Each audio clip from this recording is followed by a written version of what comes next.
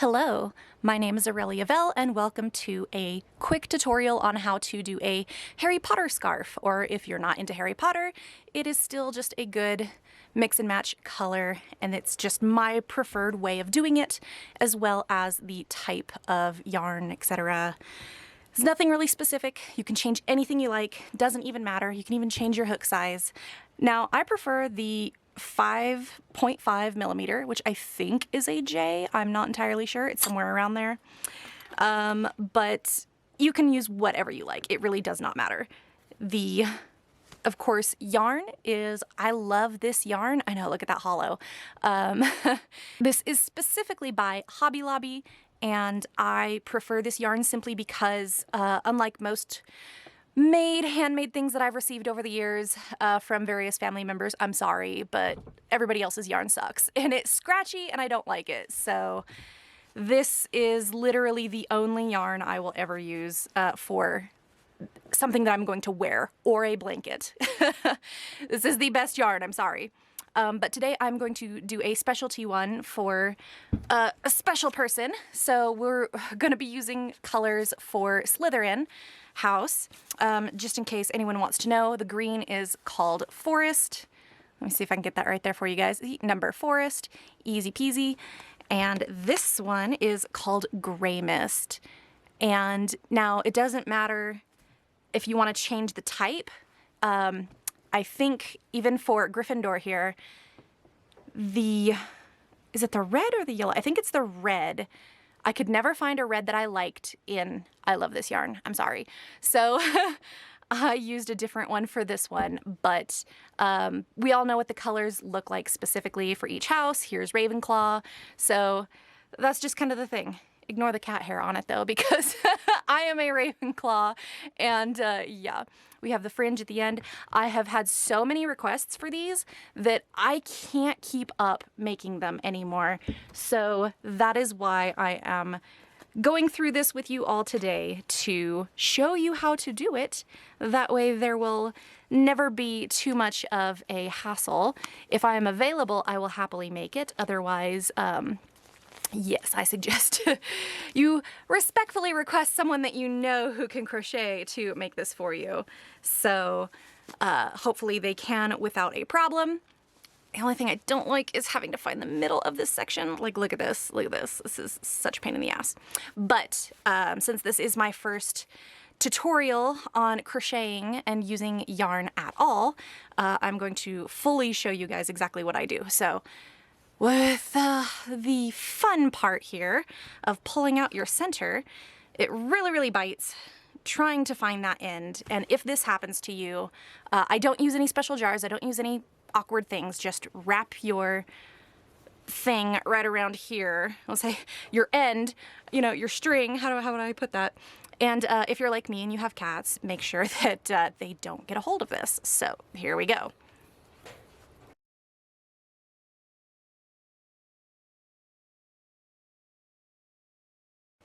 So once you have that wrapped right back around, I actually have this little tote that you guys have probably seen. So what I do is I end up sitting my yarn in it just like this, so that while I'm crocheting, it will just pull from the top and keep coming.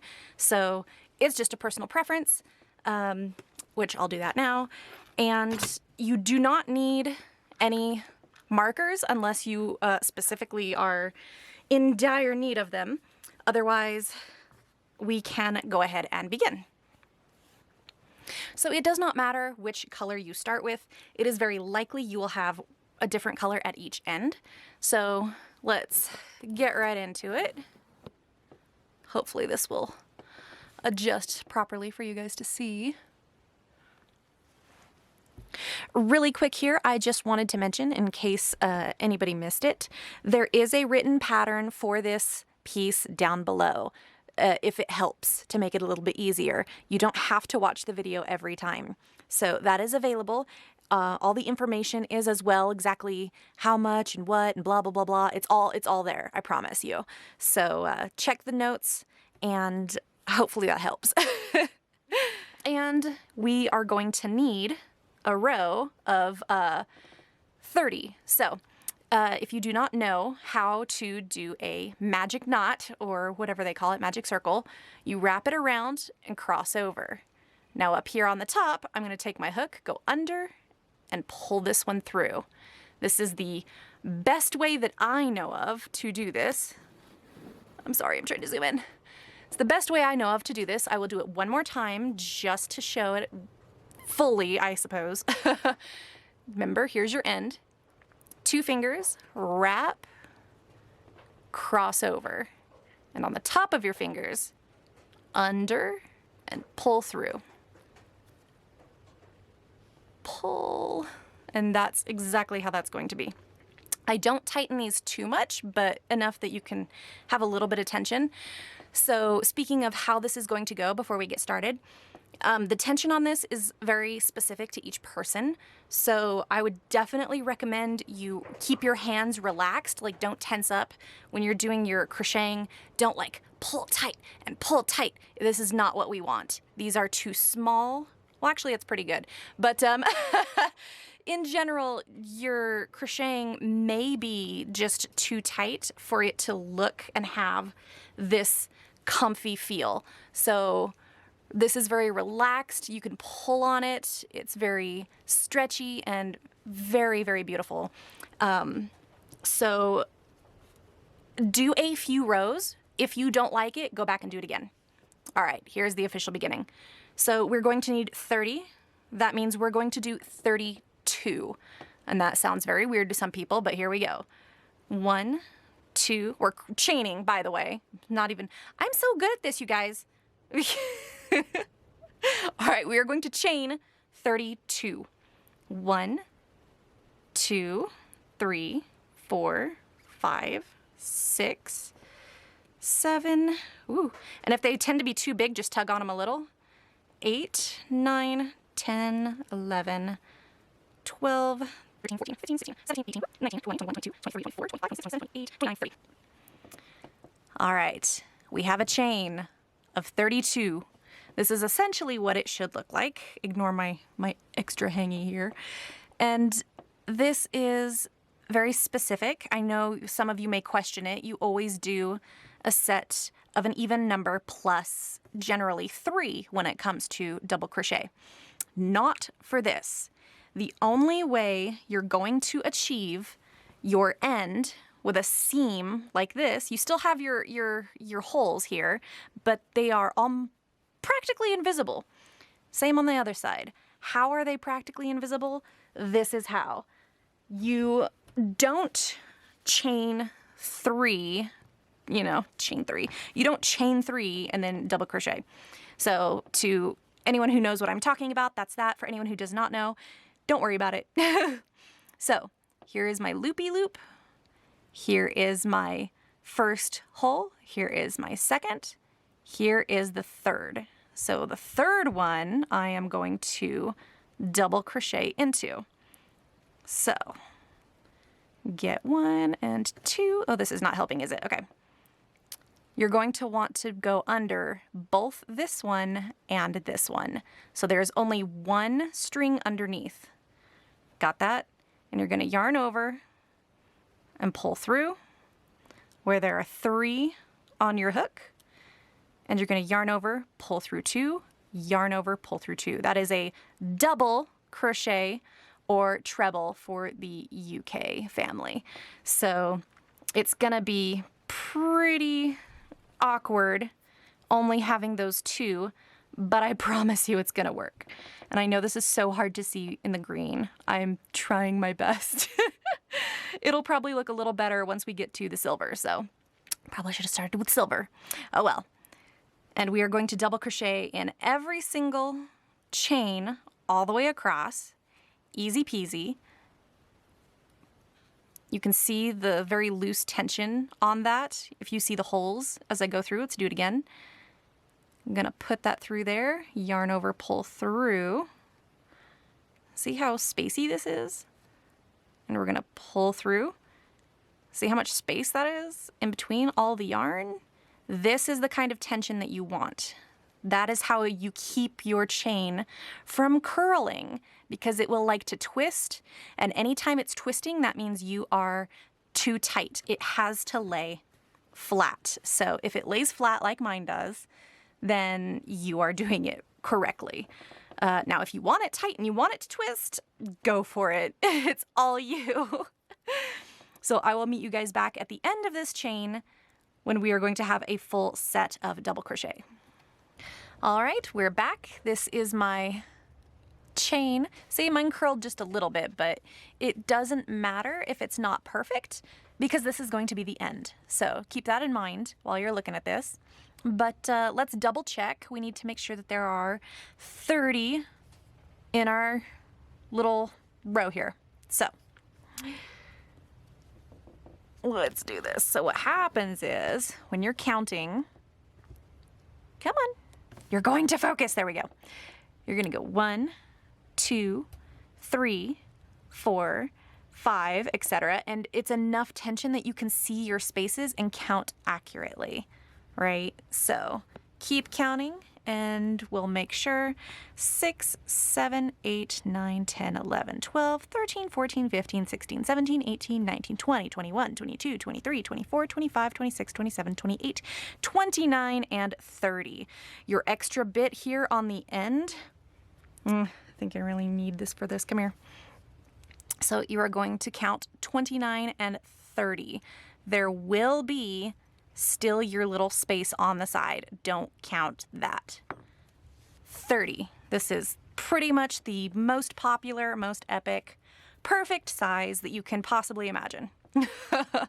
So sticking that back in there, and you don't have to worry about your end so much. You can easily tie it back in, weave it through, and you're not going to see it because we're going to have the little tassels at the end, which are of course also made up of the exact same yarn. So what happens is at the end of your chain, you are going to chain 2. And I'm trying to make sure it's not too tall there. There we go. Chain 2, twist. And this is where it becomes confusing for most people, I should say, but only because let's just say when I started crocheting, I could never remember this, and it didn't matter how many times you did this, it was confusing. So when you're yanking and pulling on this side, you will see one little space here. When you're yanking, here's the second space. So you never ever want to crochet in that first bit. You always want it to be the second. So we're going to yarn over. Again, not this one, not this one, right in there, and pull through 2, 1, 2, and 1, 2. And this is how we're getting that seamless end that you're not going to be able to tell, and it's not going to get poofy. Now, for the normal, if you do chain 3 and then go through, these sides, rather than being a straight edge, these will poof out kind of like this. So when you're looking at it, you're like, why is there a poof there when it should just be straight? It'll be, you know, poofy right here. I hate it. I hate it, I hate it, I hate it. And that's what makes this particular style, I should say, very desirable. So if you do like this, and I hope you do, there you go. This is the whole point of this entire tutorial. If you know how to double crochet, I will leave you to your own devices. There you go. Otherwise, you can continue to watch, and I will meet you back for the yarn change, I should say. So if nobody has ever done a color change before, this is going to be useful for you. If you have, you already know what you're doing, head for it. Or if you have your own version, do whatever you like. So this is going to zip up, and I will check in with you once we have more. We are going to be doing, let's see, 1, 2, 3, 4, 5, 6, 7, 8, 9, 10, 11, 12 rows. 12 rows. So this is row 1. This is row 2. We will be doing 12. So that's what's happening here. I will zoom. I will speed this up so you guys can watch me do it. I will say though, it is very hard to watch me. That's the only reason I've never really done a tutorial before. That is because instead of like most people where they sit here and they're trying to show you very carefully how everything's done, the actual crocheting itself is very specific. So if you would like safety tips, this is for you. If not, jump ahead, we're done here. Now, safety. I am an artist, first and foremost. I am a digital illustrator, and I am also an acrylic painter. So being able to take care of your hands, your wrists, your arms, your shoulders, your neck, all of it. If you are going to be crocheting this on a sofa, this is super, super weird, but I recommend taking a pillow. It can be a round pillow. I actually have a pillow that looks exactly like a skein, but you want to put it right under your elbow. So you'll be on your elbow and you'll be crocheting with it. That space with your elbow, and you'll know what I mean, you're going to want to tighten it and put it up against your ribs. Don't do that. If you put your elbow against your ribs, you're going to give yourself like a golfer or tennis elbow, or I don't know exactly what it's called, but it hurts. It hurts like hell, and it's not fun. So also, that is the other reason why when I do my crocheting, you will see both hands move and twist. Because if you just use your one hand, the bones in your hand are going to hurt, and the muscles are going to hurt. Not really the bones, I guess just the muscles, right? But I injure my hands a lot doing things that I shouldn't be doing. So this is just kind of an example of, hey, this is what you want to be doing. So rather than using your one hand to do everything, you will notice that I use my left hand here to actually help with yarning that yarn over like this, over and over and over. It really does help. Use both of your hands consistently. And for the love of God, or who the hell ever, for the love of the universe, do not hurt yourself or get in a hurry or keep your hands really tight. I know sometimes if crocheting is frustrating, you tend to tense up this hand while you're doing it and you're like, and it's not good for you. So please do not hurt yourself. I've done it hundreds of times, and I still to this day do it, but not as much as I used to, because I am very aware of it and I am very aware of how to do it without hurting myself. And this is how. So for everybody else who's like speeding through this going, oh, I wonder what she's talking about, it's got to be complete crap. This is what my actual crocheting looks like right here. And this is the actual speed. So if I'm in a hurry, I can do this. But the problem is you still want to make sure you're in the right parts. I've actually crocheted in certain areas where it's like, oh, that's not right. So rather than it being like in the top spot, I may accidentally go through my little holes, and it just ends up being really stupid. You're just like, about, 5 or 6 rows later, you realize what you've done, and you had to go back and undo the whole thing and do it again. So this is generally my comfort crochet speed right here. Real time, for sure. And I'd like to watch movies. So pick a movie that you are completely familiar with, that you don't even have to look at. Or when you're pretty advanced at crocheting, you can actually not look at your crochet. You can kind of like check down and watch the movie, and check down and watch the movie, and check down. It's the most hilarious thing ever. That's why there's a running joke where it's like, anyone who crochets or knits, I think it falls under knitting as well, they know all of the voices of movies, but they don't have to actually watch. So it depends. So just FYI, I am currently crocheting right now and watching Finding Nemo. I love Finding Nemo. It is a beautiful, beautiful story, and I don't have to look at it to watch it. So if I need to pay attention to this, which I do because I'm actually recording it and I don't want to do something ridiculous, yeah, it's just kind of one of those things. So I'm trying my best to keep it all as is. And since you are still with me, we're at the end here. I just want to mention, again, that corner is going to be really, really weird at first. I know, my spacey thing doesn't help here. But see how flat this is? Ignore the side, that corner. But it is pretty much flat. Same deal. Chain 2, flip, and continue. Skip that corner that you really don't need. Some crochet patterns do actually require that corner and some don't, which is really awkward, especially if you're adding extra space. So it's a thing you learn. If you already know what I'm talking about, don't listen to me. You're good. See? Straight line on the edges. They are great. So that's that, and I will see you guys back here at the 12th row. Remember, 12 rows of 30. Okay, we are back. I should probably zoom out. Whoop, in, out. Here we go.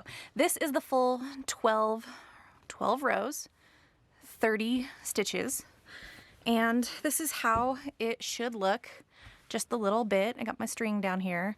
I'll eventually fix that, but this is the color change. So when you have your designated piece all in a straight line here, done, very, very end, you're not gonna chain, not yet anyway. So you're gonna take your silver mist and make sure that it has enough of a tail. We'll just sew that in as we go, or not sew it in, but we'll crochet it in as we go. So make sure it is distinctly long enough. So what you're gonna do is you don't even have a chain, nothing, you're just at the end. You're going to, whoop, come here, pull your silver mist through your loop, and then you're gonna take your green, your forest green, and you're gonna tug on it. Don't tug too tightly because you got all of these strings that you're dealing with now. So the tail of silver mist is the one that you wanna be tugging on to get this much, much lower, but it's hard to do without that green being taken care of. So you just pull on the green all the way. Mind you, it is still attached to the skein, and you're gonna do the same thing. You're going to kind of measure out a little bit, take some scissors, whoop, here we go. Take some scissors, snip, snip, and you're going to set your other color aside. You will come back to it, of course, as you know. So we're still a little bit thick here, so I'm just pulling and pulling until it gets to the right size of a normal chain. So now what happens is I have two tails right here. I have a silver tail and a green tail, and those stay on this side and are going to be woven in. Now you have your bit here.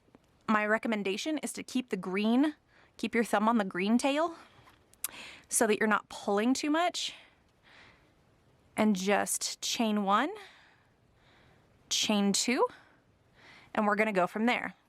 So you're gonna have to carefully flip your piece. Now mind you, you have your big one and then your tails. So you're going to hold on to both of your tails, which is really, really a lot at first. So I like to just hold them down here right next to my stuff and use my extra fingers here to pin it. My middle finger is pinning this one so I could still hold on to this. Now, just like before, you only chain two. You're not going to use that corner. You're going to go straight into the next stitch and ignore the fact that those two are there. Boom. They are completely tied in. Here we go. Don't worry, I'm going to do it again. So these are kind of just chilling in between your two colors, and nobody will ever know they're there except now, you know, you guys. And this is a lot easier to see using the silver mist. So here we go. Yarn over, insert hook. See how all of these are still between my fingers? Come up and around, and you're over on top of those. Yarn over, chain two, not chain two, pull through. Yarn over and pull through again. Chain, pull, words, what are words? We don't need this. So this is what it's supposed to look like. If it looks like this is smaller here on this end, then you have done it correctly. Remember, it's just the chain two. So you just continuously double crochet while holding your tails until they are completely covered. So easy peasy.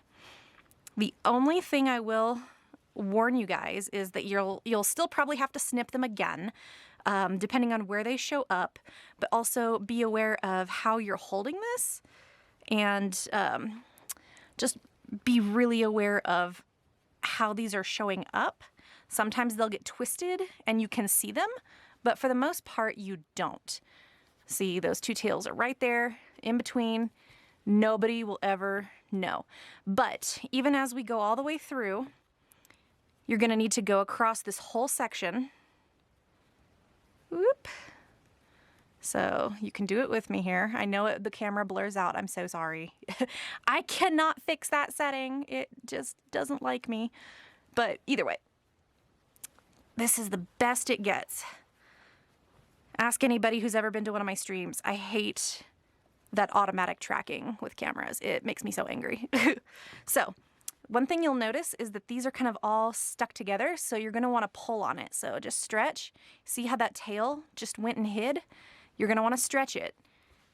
You need it to spread out. That way it's hidden and it's not going to be tight anywhere else. We still have the end of this tail, so easy peasy. All we have to do is get through it together. So here we go. You can of course skip ahead. Again, 12 rows of silver, and then you're gonna switch back to the green. Same thing, easy peasy. But I'm gonna go ahead and speed this up so you guys can see just what this is gonna look like. So here we go.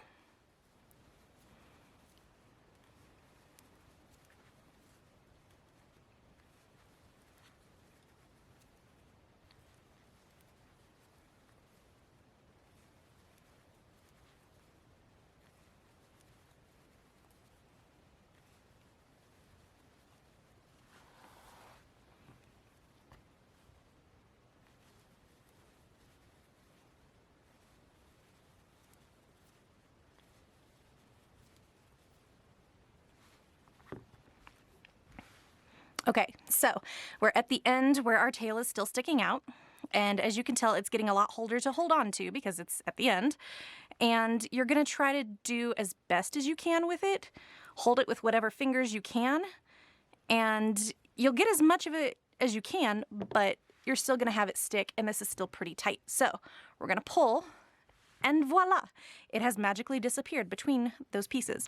Now, if the tail was still sticking out, before I stretched, I would snip it pretty close, but not that close, and then pull, because then it's going to hide in there magically and you're not gonna see it. You can tell though, if you pull on this, see how it's like green, green? Oh, there's a little extra silver. So it's not entirely invisible if you're looking for it, but you would have to be looking for it, of course. So that's pretty much the entire thing up until the tassels. So just remember, I have everything down below. I also have a written pattern below. It's very, very easy to follow. And of course, if you need to, this video is clearly available to be paused and rewound.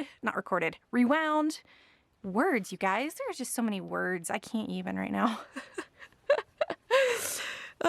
So either way, this is getting somewhere. Yay us. But there are many, many, many rows still to go. Now, how many sections will there be? There will be 12. So you will have 1 green, 2 silver mist, 3 green, 4 silver mist, all the way up to 12. You will have 12 in total to make one whole scarf. And then of course the tassels, which I'll show you and we're about to do anyway. So here we go. Really quick, I wanted to touch base here because I didn't explain it very well, I guess. But yeah, if you want your pieces in here, I did show you that they kind of show up, and it didn't really occur to me. You can either weave them in if you really want them to be invisible, or your tails can go all the way through. So I did do an example, oh, here we go, where you see the tail and see how it just suddenly stops. It goes all the way through, and then, oh, then it's suddenly green in between. So you can still see it. I did 1 or 2. I did a few. I gotta find it now. Haha. Where I just went all the way through with it. There it is. Okay. So rather than it being awkward, I went ahead and did the tail all the way through. So you see that extra line all the way across, and the tail is just kind of hidden over here. So that is also 2 other options, so that you don't have to worry about it being not completely perfect. But I know a lot of people are going to be perfectionists. I am a perfectionist, but I have also trained myself to not be too mean to myself, you know, about my own work. So yeah, if it really bothers you that much, you can do that. It's no big deal. So just wanted to touch base on that point. So good luck. Okay, just to show you how the ends go. Dun, dun, dun, dun. You can either use your crochet hook to do these, but I like to use these little plastic long needles. It's much, much easier this way for me. And I very carefully shove them through the back, as you can see. Whoop. And you're just gonna go as far as it'll let you, pretty much. And this tail isn't that long, so it's kind of like all chunked together there. So to fix this, like I told you before, you're going to take your scissors, cut kind of, here, let me zoom in. For those of you that don't know the kind of, there's where it is. I'm gonna cut it right here. So it's got just a little floof right there. And then you pull and see how it just kind of hides itself away. Easy peasy. So now you have that full stretched bit and just throw away the extra. Easy. Now for the tassels, you're going to need a bunch. Let me see. So you're gonna be doing, let's see, zoom out just enough. 3 in each little bit.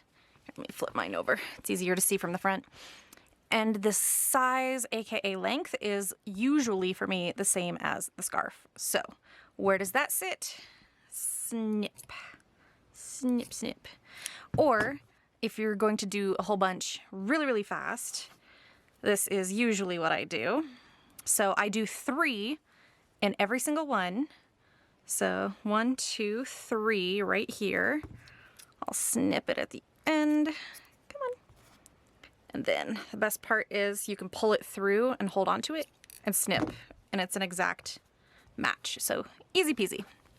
Then what you do is take your hook, pick a spot. I'm going to go right through the front. And I pull, usually, try to keep them straight. There we go. Pull all my little babies through. 1, 2, 3, there we go. And then hook your finger in there, because now you're gonna wanna pull all of them through. And I'm very careful with my adjusting. So adjust, adjust, adjust. And wiggle, wiggle, wiggle. There we are. You have it completely set. And there's the other side. Now, the funny thing is when you're doing all of these, some of them seem like they're a little bit much, so I just tug, tug, tug, tug. Give a tiny tug on every single one, because you just never know. So there's the 3 for that. Ta-ta. Same thing. Whoop. Sorry, if I knew which direction that was in, my camera's backwards from what I'm used to. So for the most part, my tassels are generally all the same length. Sometimes they're not. If you're really, really picky about it, you can just, snip, snip and go through when you're done. So just depends on how you feel about it. 1, 2, 3.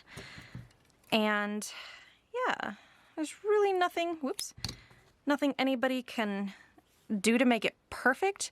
But I would say don't do more than 3 in these, because there are so many. Here, boop. Boop, boop, that it's going to look weird.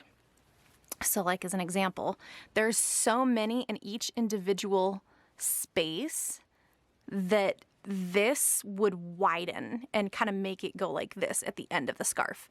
So to keep it straight, don't do too many, and just watch yourself. So every other hole doesn't exactly matter what you start or end with, of course. Boop. 1, 2, 3. Wiggle, wiggle, wiggle. Come on. And I just kind of tug, and I'm very careful. And so you can tell there's some that need extra tugging. So again, same thing. just tug on every individual string, just a little bit. You don't have to pull that hard. And it will ensure that it's pretty much, whoops, when you flip it over, I should be able to see it. So it's pretty much the same.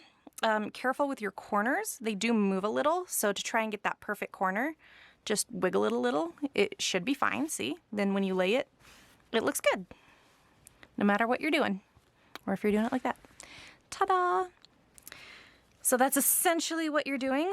Just continue on until you're done with that edge. All right, and I am just finishing up my end over here.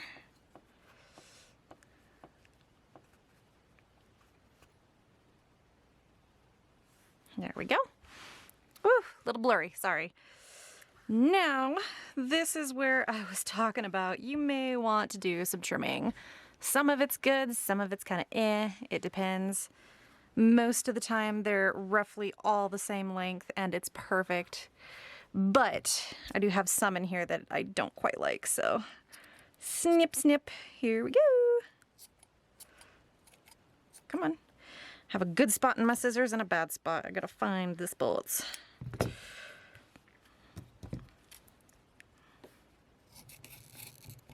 So it just seems pretty long in a few areas. Doo-doo-doo. You can just cut across, it's really no big deal. Pull those out, see? Easy peasy.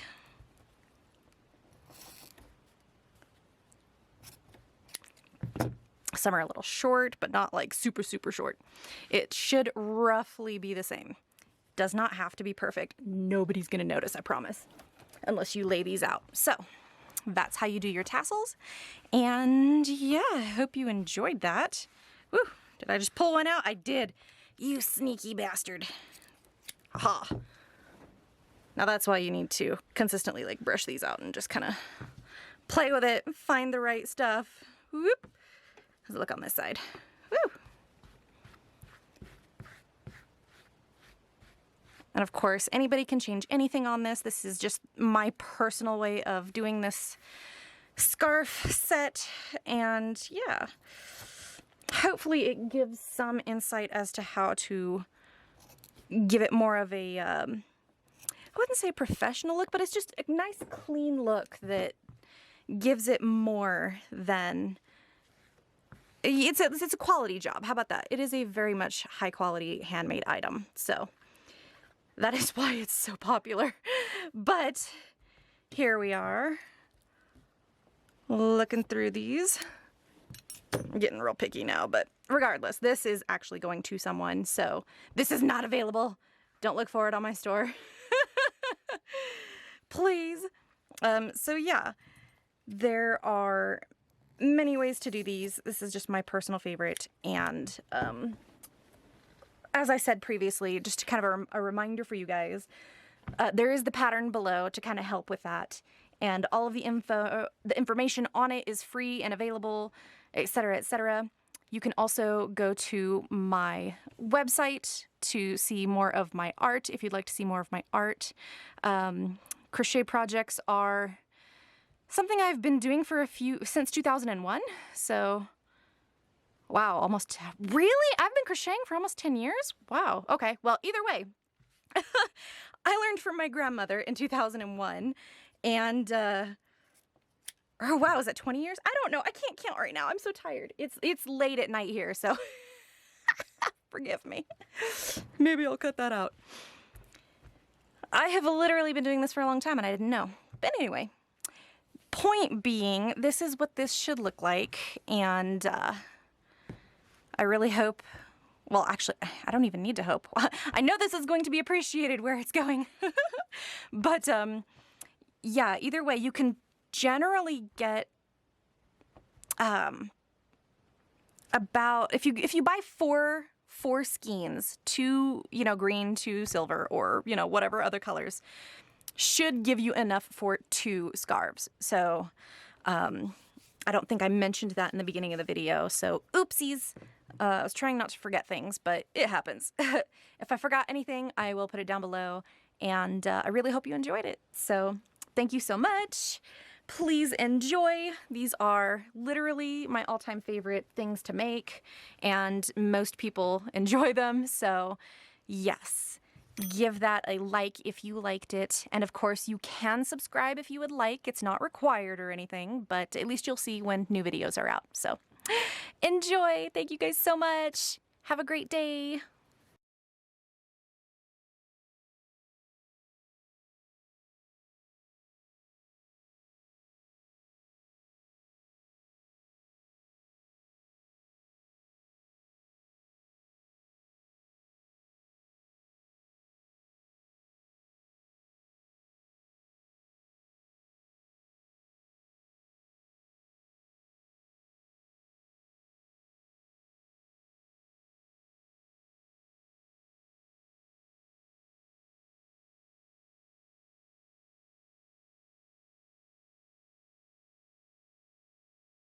Okay.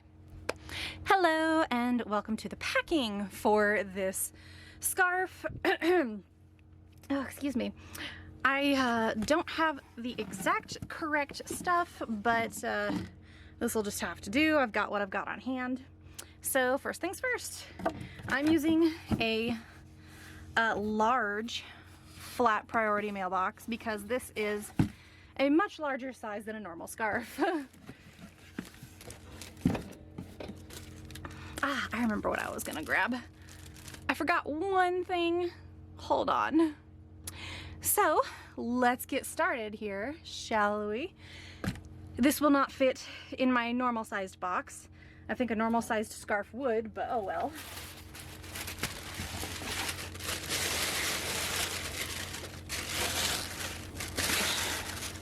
And clearly I would go for a deeper green for this box, but I do not have that available to me right now. I'm using what I already have on hand, and it just so happens to be a very pastel green tissue paper. Whoop.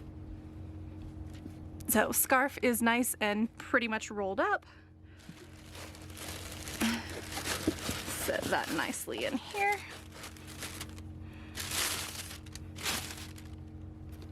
And this is a special one-time only because this is going to my ex-roommate. I have crocheted a little Slytherin snowflake to put on your tree or wherever, however you want to do it. So, come on, don't be rude. There we go.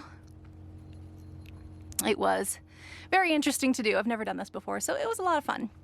Hope you enjoy it, Katie. So, boop. Specialty items, blah blah blah, freebies. Alrighty. Oh, I knew that was gonna rip a little bit, but that's okay.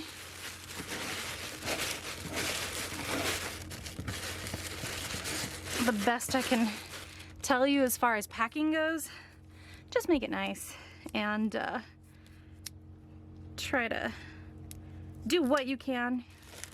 It's not all about having the best packaging, but make it cute, especially if it's gonna go to friends, family, that sort of thing. So there's a lot of extra room in here, which I knew was gonna happen. So bubble paper, if you have bubble paper, I would recommend using it. I might have some, let me see. But that's okay. I know for a fact that will make it just fine. To and from. Here we go. So this is what we're doing.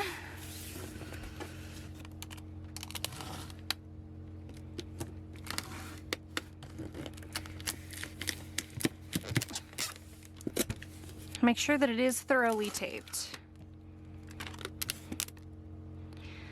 If you happen to be mailing something somewhere, like I know for a fact every time I've sent something to the UK, it is rainy there a lot. Usually I would even get the sides, everything. Make sure that there's no possible way liquid can get in. But either way, there's the box. I need to double, triple check, make sure that I can mail this and print my own stuff. Otherwise, boop, boop, I would have my own stuff here just to be all cutesy cutesy. But I may be putting a whole thing on there, I don't know yet. But there we are. I hope you enjoyed this. And of course, Merry Christmas, Katie. And anyone questions, comments, concerns, leave them in the comments below for me. Otherwise, I will see you guys in the next tutorial video, whatever it may be. Bye.